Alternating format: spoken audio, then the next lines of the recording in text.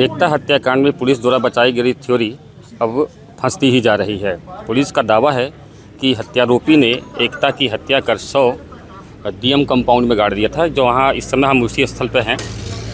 Police द्वारा बताया गया कि आरोपी अपनी कार से एकता की डेड बॉडी लेके यहाँ पहुँचा। उसके बाद महज 45 मिनट में शव को 8 फीट नीचे गाड़ा और गाड़ने के बाद मिट्टी भी डाला और फिर निकल भी गया। हालांकि पुलिस द्वारा जो भी थ्योरी बताई गई वो काफ़ी कुछ अलग है। पुलिस ने ये भी दावा किया कि आरोपी एकता की हत्या करने के बाद यहाँ से आसानी से निकल गया। वहीं दूसरी बात इनका ये दावा है कि हत्यारोपी डीएम कंपाउंड के गेट के रास्ते ही प्रवेश किया था। तो जाइए आपको हम दिखाते हैं कि वो गेट कौन सा है। इस गेट के रास्ते जो दावा किया जा रहा है कि इस गेट के रास्ते ही हत्यारोपी लेके गया था, जो काफ़ी छोटा बताया जा रहा है। पुलिस का दावा है कि हत्यारोपी इसी गेट के रास्ते से कार के रास्ते जो है एकता को ले गया होगा। हालांकि पुलिस के ये दावे भी खारिज हो गए, जबकि जब इसका मिलान किया गया तो ये साइज गेट की छोटी निकली। इसके बाद पुलिस ने फिर दोबारा दावा किया यहाँ से नहीं बल्कि एकता की डेड बॉडी बड़े गेट के रास्ते ले जाई गई थी। लेकिन ये गेट भी पिछले 1 साल से बंद है, जो अभी तक खुला ही नहीं। ऐसे में पुलिस ने जो भी दावे किए वो कहीं ना कहीं अलग हैं मौका वारदात से। ये निकाला था 12 जुलाई को और उसने 8 जुलाई को आगरा से निकाला था, 12 जुलाई को कानपुर से। अच्छा, पुणे से भी निकाला है। पुणे में कुछ सुराग मिले थे पुलिस को, तो उनको ढूंढते हुए गए थे, बट वो पुणे में कुछ निकला नहीं। हाँ, वो बता रहे कुछ बैंक का कुछ इशू था। हाँ, तो कुछ निकला नहीं। वो हिटैची के ATM से विड्रॉल किया था, बट वो हिटैची की लोकेशन गलत टाइप, वो पिन कोड गलत इन्होंने सर्च किया। इस चक्कर में वो पुणे चला। भैया सभी चीज़ें जो है हम लोग को ही बताया, आपको ही बताया, आपको तो ऐसी चीज़ बताइए जो आप लोग हाईलाइट करें, मतलब जो चीज़ हम लोग नहीं बता पा रहे। सर देखिए, मैं यही बोलूँगा कि डीएम आवास से कहीं ना कुछ गड़बड़ है जी। मतलब इतना कोई भी एक आम आदमी ऐसे नहीं जा सकता कि डीएम आवास में गया, गड्ढा खोदा, लास्ट अपना ही चला आया।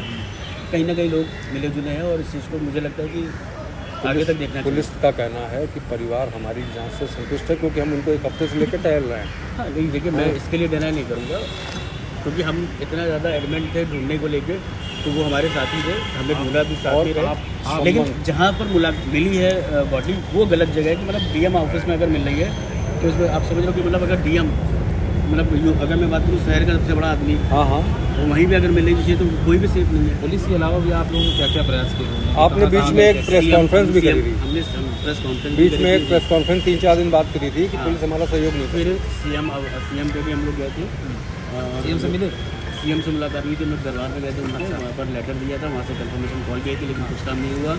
अगर ये सरेंडर कर देता, पकड़ने आने के बाद भी गुमराह किया कि वो वहाँ है, यहाँ है, यहाँ है, मेरे पास नहीं, हमने छोड़ दिया था। कि अगर ये सरेंडर करता तो क्या होता कि हम इसको फिर हमें कोर्ट में पेश करना होता 24 घंटे अंदर, तो हम इसे इंट्रोगेशन ना कर पाते और इतना उगलवा ना पाते। पता भी नहीं रिमांड। ये जो जेवर पैसे वाली बात है, ये क्या है? ये भैया बिल्कुल गलत है, बिल्कुल गलत चीज, सिरे से खारिज है। कुछ नहीं भैया, 1 भी रुपए, मतलब एक रुपए होता है ना, वो भी नहीं लेगी।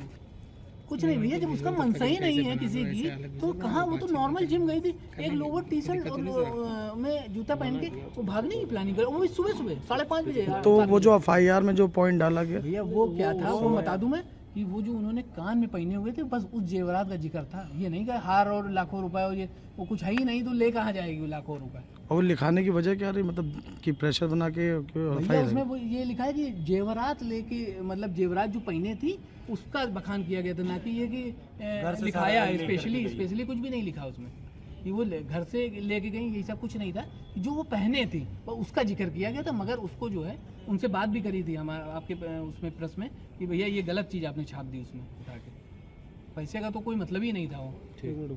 तो बड़ी ये संवेदनशील घटना हुई है। हर परिवार कहीं ना कहीं डर गया है।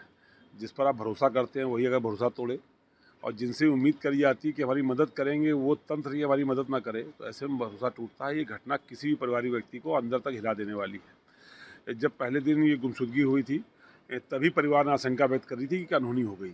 जब वो गाड़ी मिल गई थी और गाड़ी के अंदर रस्सी और क्लचर जिससे संघर्ष के निशान दिख रहे थे कि कहीं ना कहीं संघर्ष किया गया है, तभी परिवार ने आशंका व्यक्त करी थी कि अनहोनी हुई है। लेकिन पुलिस ने इस मामले को बहुत ही हल्के में लिया और एक जैसे रूटीन टरकाया जाता है ऐसे टरकाने का प्रयास किया। हम लोगों ने भी प्रयास किया, कई बार अधिकारियों से बात करी कि इसको गंभीरता से लीजिए, मामला गंभीर दिखता है, तो उस तरह गंभीरता नहीं हुई और ये घटना घटित हो गई।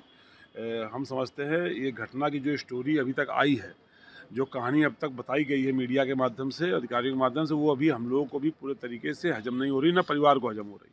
ये संभव नहीं है, जो तथ्य बताए गए वो भी संभव नहीं है कि ऐसे कोई 7-8 फुट गहरा गड्ढा खोद के डीएम कंपाउंड के अंदर, डीएम कंपाउंड जो सबसे ज़्यादा सिक्योरिटी वाला एरिया है उसके अंदर जाए कोई बॉडी गिरा देगा, 3 बार बैराज जाएगा आएगा, ये सारी बातें हजम नहीं हो रही। परिवार की जो इच्छा हम लोगों ने जानी है वो ये है कि इस घटना की गहराई से जांच हो।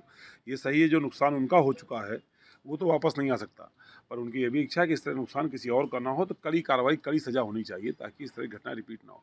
इसके पहले हम लोगों ने कुशाक हत्याकांड में भी देखा था कि इस तरह कहीं ना कहीं लापरवाही सामने आई थी। उससे ज़्यादा बड़ी लापरवाही इसलिए क्योंकि हत्या भी हुई, 4 महीने तक पुलिस ट्रेस आउट भी नहीं कर पाई और बॉडी डीएम कंपाउंड के अंदर मिली। इससे ज़्यादा दुखद कुछ नहीं हो सकता। तो हम लोग भी परिवार के इस दुख में, व्यथा में साथ हैं और इस सरकार से डिमांड करते हैं इस घटना की गहराई से जांच हो, एक एक पहलू की, किस अधिकारी की कमी थी, किसने आखिर किसके डीएम कंपाउंड में अगर लाश गाड़ी जा रही तो किसकी कमी है, केवल पुलिस की कमी नहीं है। तो जो जिम्मेदार अधिकारी बड़े हैं उनके ऊपर कोई ना कोई गंभीर कार्रवाई होनी चाहिए। अपराधी पर तो हो ही हो, लेकिन लापरवाह अधिकारियों पर भी कार्रवाई होनी चाहिए।